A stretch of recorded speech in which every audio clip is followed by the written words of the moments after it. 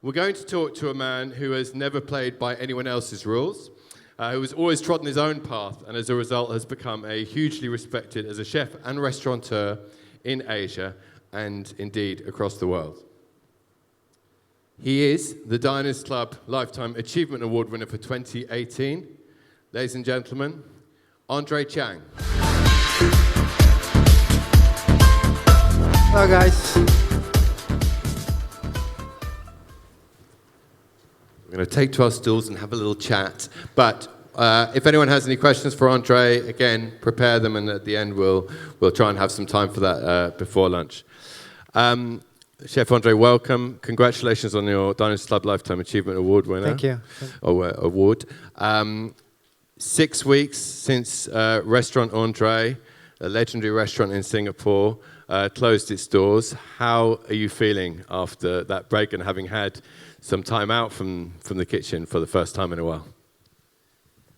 I guess it's like you create another new dish that you're happy with, and then you send it out and you see that dish out from that kitchen door, and then you're happy with a smile.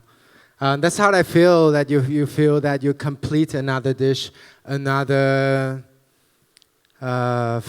painting that you've been wanting to do, and yeah, that's how I feel. I feel relief, I feel happy, and I know there are more to come, more challenges. I know myself that I'm not gonna stop. I'm not gonna stop creating. I'm not gonna stop, pushing the boundary. So it's a new beginning for me. And have you found yourself having more space creatively, or, have you missed it? Are you feeling like you have a kind of new chance to think and be inspired?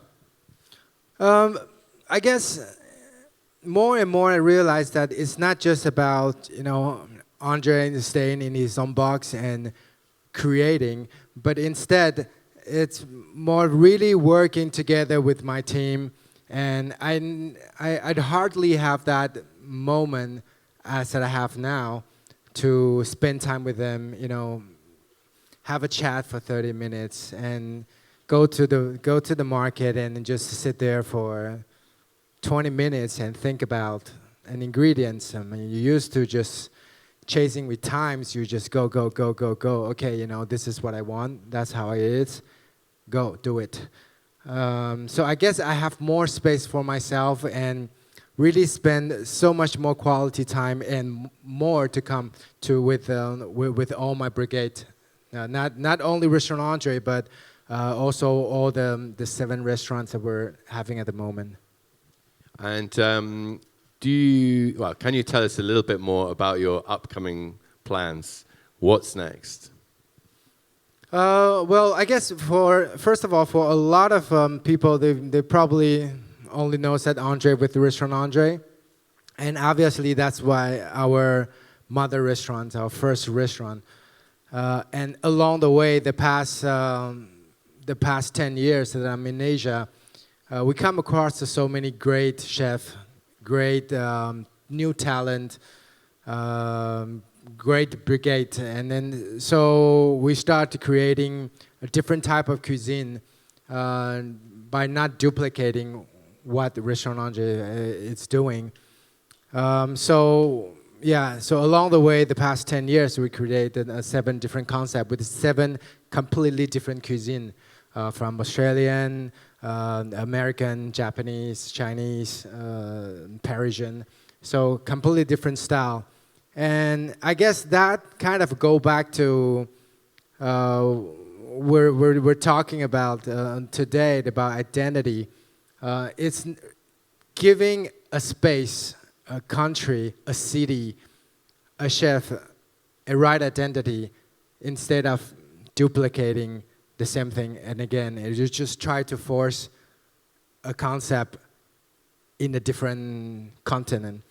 So. Yeah, I guess that's why we've been doing. I never thought that one day I would have more than 1 restaurant.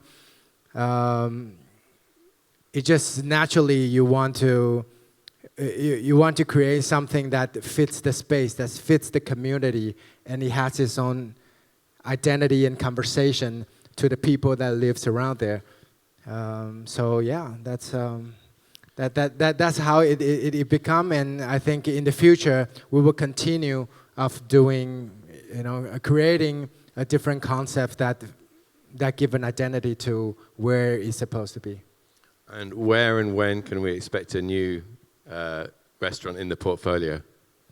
Okay, we are... Breaking news. Yes.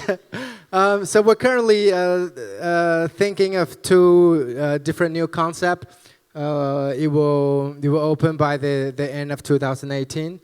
So 2 new projects in hand. So that we're going to end up having 9 different concepts with completely different of what we're doing at the moment. Where would it be? It would be a different city, still in Asia. So that's about what I can offer for now. Mainland China? Possibly? So you're going to ask the whole list of Japan or China? Or yeah, it'll be in different city, and it's definitely a different concept of what we do. And on top of that, where Restaurant André is, the building, we own the building, so we're planning to put a new concept in that original Restaurant André is. So it definitely something that completely new for Singapore, and a new cuisine category that Singapore doesn't have for the moment. But a new role for you, because am I right in thinking that at Restaurant André you were always in the kitchen? You basically, they didn't do a service without you running it. So presumably in your new role you would be moving around from helping create the new concepts and looking after the restaurants as a whole, rather than being in the kitchen. Is that correct? First of all, I'm still in the kitchen. I guess instead of me cooking every single dish, plating every single dish at Restaurant André, I think how to in the near future, how to bring up more talent. It's not to tell them that everything is André's way, everything is me, but give them more space to create and guide them along the way. That's why we have so many restaurants at under us. We have such a great brigade, across the globe. It's really to guide them and give them the right platform to shine. I think I'm more of a coach than players at this moment, and I think we're all equally important. You need good players, and then you need a good coach to score, and yeah. Before we talk about some of your new restaurants, I just wanted to look back briefly at Restaurant André. So we're going to pause for a minute and look at a short film. This is a film that we made with Chef André recently, which marked the end of the restaurant, and we called it the end of an era. So have a watch of this, and then we'll talk some more. This building used to be a private house, so we want people to still have that feeling of walking into someone's house instead of walking into a restaurant. When you walk into the space, immediately you feel it's personal, it's intimate. Me and my wife is always here. Inviting someone back to your house, obviously we want to be there. So a lot of time the guests don't feel that they're going to André restaurant, they're going to see André when they get into the restaurant. In Restaurant André, you will see a lot of natural elements along the way. It's just like how we work with the produce. I like that natural elements actually brings life to the space. So you can see them on the table, see them on the wall, or at the corner of the house. My intention is to create something that is needed, and a concept that is needed. I believe every city needs to have an iconic restaurant of its own. something that belongs to the place. And that has been something that we try to create a restaurant for the city. So you will see the black sheep. We're thinking about for the ladies and coming with the bag and where they're going to put the bag. So we want to design something that is a backrest, but at the same time it's also decorative to the space. These books here, when you open them, they are like a French novel, but inside also we put our wine list in there. But also a lot of stories and something that really personal, even my personal sketches. So later on after this, we're going down to the kitchen, and the Restaurant André kitchen is very different than any other restaurant that you would expect. It's a very quiet kitchen, because all the staff, they started from day one, they're pure blood. We don't have anyone that been working in other restaurants and then join us. They learn everything from here. It's very different, or sometimes it's strange when you see in such a quiet kitchen, they're dishing out the 840 dishes in 3 hours. Definitely, I will spend more time back to Taiwan. Europe is like my adopted parents. I grew up with it. But Taiwan is like my biological parents. I don't know whether I still get along with it. So I want to spend time to understand the land I was born. I just need to do that. I just need to know where I came from. It's been emotional every day, and every day you're counting one day down, you know, from 30 days to 20 days to 15 days. For people that who knows me well, that they understand that I grew up in an artist family. We were trained or forced to appreciate beautiful things in life, whether it's a piece of music or painting. The reason I'm saying this is that every time you create a masterpiece, there will be a day that you feel it's completed. Then you sign your name on the corner and you don't want to touch it anymore. Then you move on to your next masterpiece. And that's exactly how I feel when I look at my restaurant. That's Restaurant André.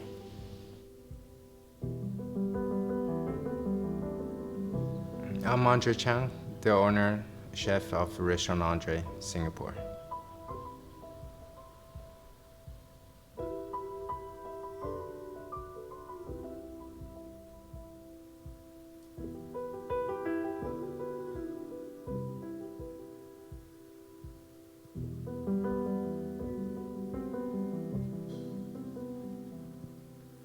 Whew, that was intense.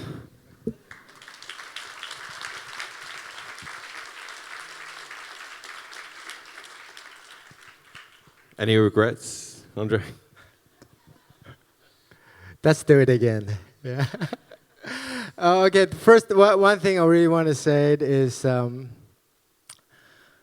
know, the last day and the last service of Restaurant André, we have a very, very regular guest from Germany. And she probably been to the restaurant like, I don't know, 80 times. And that day, she told me that, André, you have something to tell me.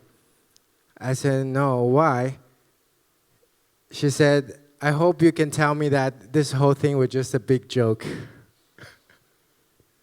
So yeah. I mean, you know, it's I miss the place, and you know, we're gonna do something new in that space. So you see that moving on to the new chapter, which is good. And at the same time, I think I always have a priority in my priority list in my life that I want to achieve, and you just constantly checking on the list and what is the priority, what is the first thing that you have to do now or this year or this decade, and I think that's part of the thing that I feel you know, André, it doesn't only belongs to Restaurant André, it belongs to Asia. And I wanted to do more, what I can over the next upcoming 5-10 years. And at Restaurant André, you developed the Octa philosophy, culinary outlook philosophy. Will that continue? Do you see that manifesting itself in other restaurants, or was it singular to Restaurant André? Okay, first of all, I think Octa philosophy will come together wherever André is. It's the way I work, it's the way I think, the ways that I create. So everywhere I go, this is still the eighth principle for me. So yeah, the Octa philosophy will still stays wherever I go. Will that be fully presented in any space? I probably don't think so, because every restaurant has its own philosophy and have its own identity. That's how we create. That's how we create every space with their own DNA. And for Restaurant André, you know, Octa philosophy, these 8 elements, it's our own DNA. But having said that, we published Octa philosophy a couple of years ago. The reason that we created that book is not just to show what André can do, but it's also a tool book to show that everybody has their own Octa philosophy. Everything that you create, there's always these 8 words, or probably 4 words or 10 words. That shows your identity, and then you always, everything that you create, you always go back to that, the core. So what is your Octa philosophy? What is your core? Regardless if you're a chef or creative director or an artist, what is your Octa philosophy? And we simply use that 8 words to create, to document 365 days with 186 dishes we create under these 8 words that we respect. So yeah. Let's talk about Taipei, the region of your birth, the city of your birth. But you left there when you were very young. Now I believe you're going to return, and you talked briefly about it in the film. Tell us a little more about your relationship with your homeland. Yes. Sometimes, you know, I share that story with many friends. When I was I left when I was 13, and I stayed 2 years in Japan, and arrived in France and Montpellier when I was 15, 16. And then I start off my journey in France. And all the time when people ask me, where are you from?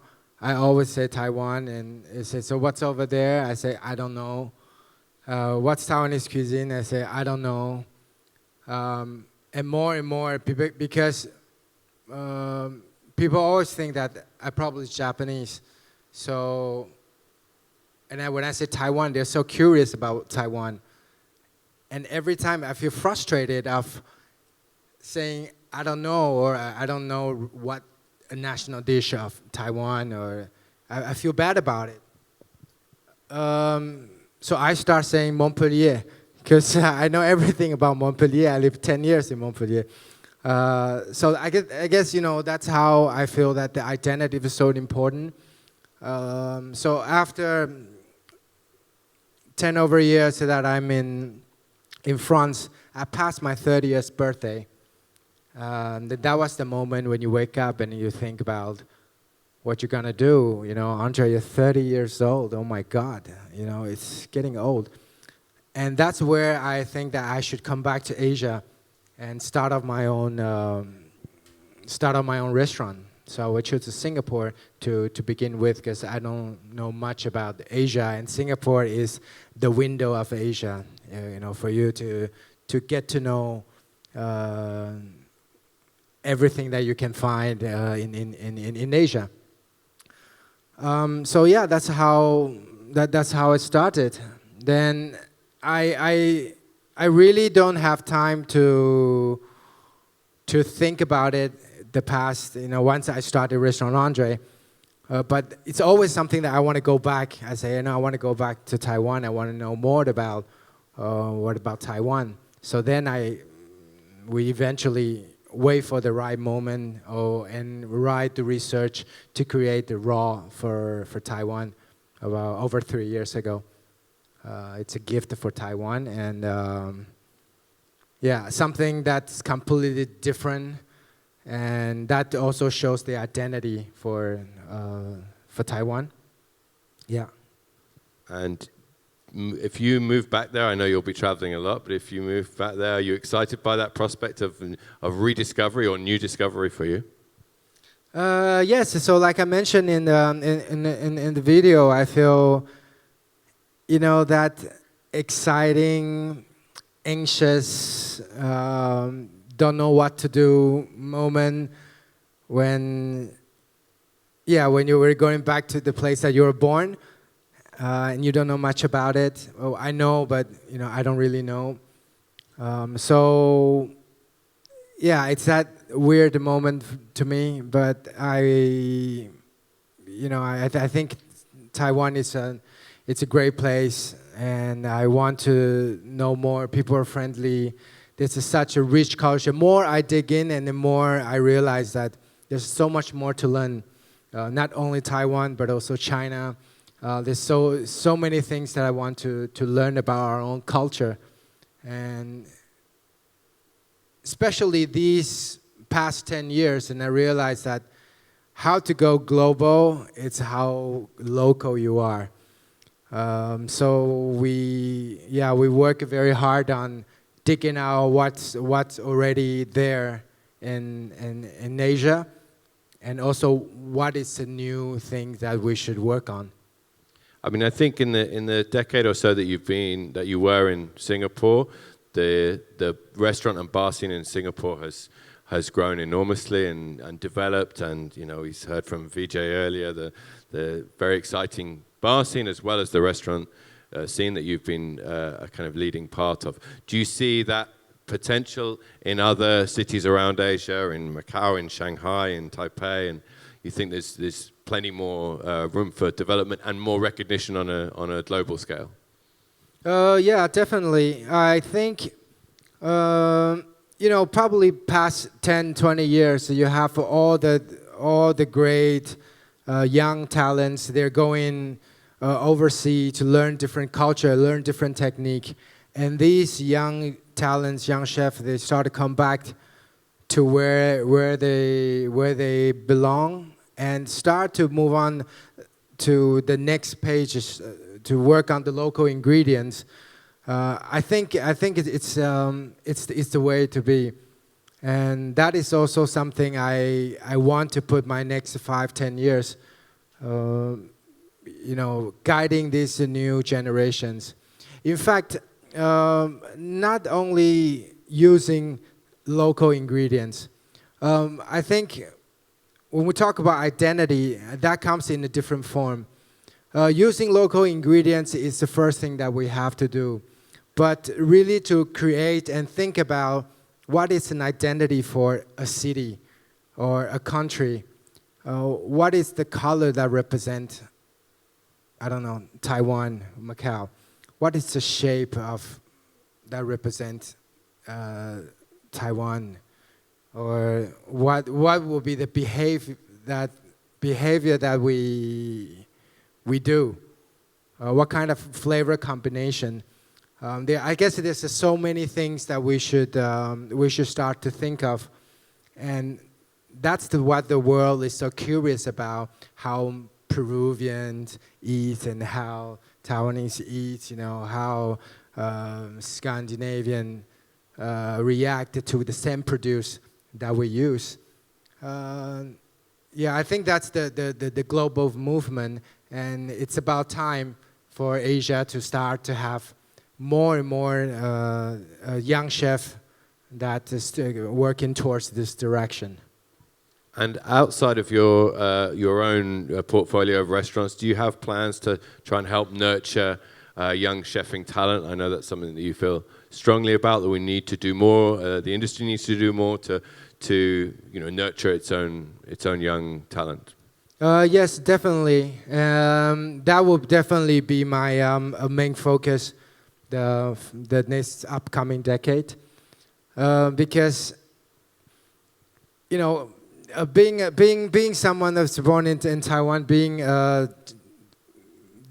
think the only Chinese in the World 50 list, I really feel that there's just so many more that we should do, especially the food education. Now a lot of young talents that they learn new techniques from draw inspirations from overseas. But I think before that, we need to understand our own culture, our own season. Raw started with an idea of 24 micro season. So I think that's probably the coolest thing in the culinary world to me. A new discovery that, oh wow, like 1,000 years ago, that's how people eat. And that goes back to 2018. That's exactly what we're doing right now. To eat the locals and according to the seasons. And we have that in the history 1,000 years ago in China. So, and even more precise than what we have today. So what we should do is we really dig out all that knowledge and let our young generation understand this is something that we should be proud of. Not about the trend or what's the coolest thing to do, how to be cool to be a chef.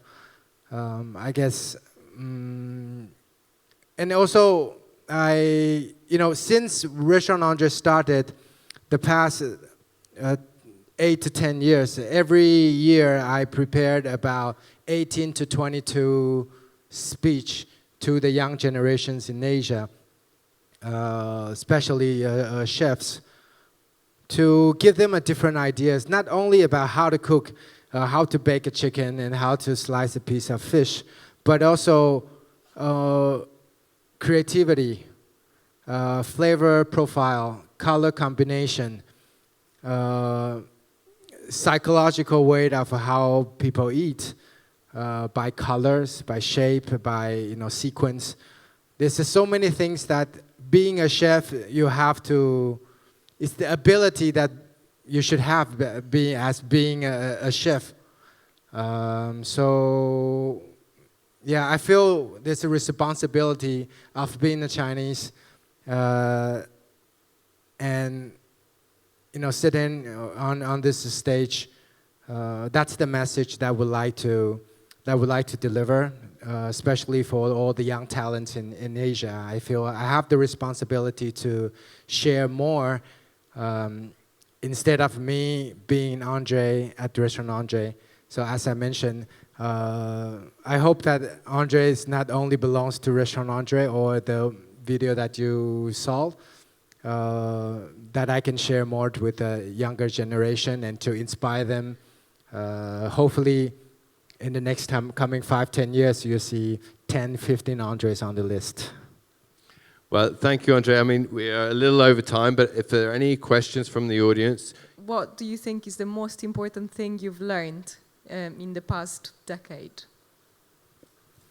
What's the most important things that I learned for the decade? I think the first thing is the power of the brigade. I still remember there were once that we opened a restaurant and we have one menu for that night. We were fully booked, and first table, second table, third table, they start to arrive during the dinner time, and most of the table they're repeated guests. So I want to do something different for them. So one table, two table, three table. Then I said, you know what? I said, stop.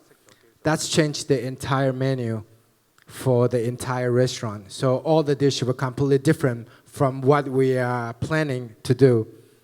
And then you see the whole kitchen went running like this, and suddenly they stopped, and they say, "We chef," and then they run it the other way. For me, that was the most powerful moment that I feel that, I could never do that myself. I always feel that whatever I do, I can deliver 100%. But with my team, I can deliver 120%. That's a very big change for me after the second year of Restaurant André. I start to realize that the power of a brigade, that when everyone's so into it and they're looking at the same direction, they give you so much inspiration and idea, and that makes André better than André itself. Thank Any you. more questions for Chef André? I'm going to just do one more question for you. André, you learned for some great chefs in France when you were training. If you had a young chef who wanted to perhaps leave Asia and then come back, where might you send them? Either which restaurant or which country or city would you say, go and learn from these people and then return? I guess there's no one restaurant that it really depends on what each chef needs and what's their abilities,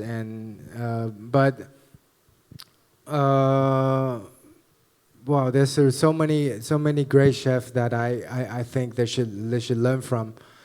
But a lot of young chefs ask me these questions. Should I go to this restaurant or should I go learn from that chef? But I always give an advice as you should dine at all the restaurants, and that will tell you that it could be a simplest restaurant, and you feel that, wow, I hope I can do that. I hope I can be him. It doesn't need to be the best restaurant or the most famous restaurant or the hippest restaurant. But whether it suits you, and then the moment that you enjoy the meal, you feel that you start having the conversation with the meal, with the creator, then I think that clicks. That's the moment that you feel you should go to this restaurant. Yeah. We have one more down here as well. Yeah, okay, last question. André, you know that Gaggan is closing its doors next year, that Sergio Armani stopped also Outslice when he was 3 stars. You stopped your restaurant. Do you think that shows like a future of the chef profession? Is it like the next move? Does the chef has to move out of the kitchen to get more inspiration? What can explain that move? Okay, it's a very good question. Very, very good question. I think it's not about being a fine dining or top-notch restaurant. Think about 20 years ago, 30 years ago, how much time that you really spend on dining at top restaurants. And today, everybody travel everywhere for good food. Think about 20 years ago, how fast the people rotate their dishes, and then today, how many restaurants that they adapt themselves to the season, to the ingredients, to where they are, or even change menu daily. That's how fast the world is moving. And I guess it's about time for us to think about it. I always said the most successful restaurant is the restaurant that is needed, not what kind of cutlery you use or what kind of ingredients you use. It's a restaurant that is packed every day and that is needed. So being a chef, we need to constantly think about how to create a dish or a restaurant that is needed. So I guess we have to evolve, and then we have to evolve as fast as we can as the palate evolve. So, André is always going to be around. André is always going to create the new exciting things that adapt to what we need now. And if you think about cuisine as fashion or music, you have the music of the 60s, 70s, 80s, 90s. They're beautiful, and you still want to go back for that. But what we're doing now is for 10 years to 20 years later, when people talk about 2018, or what will be a dish or a cuisine or a restaurant that represent the 2018.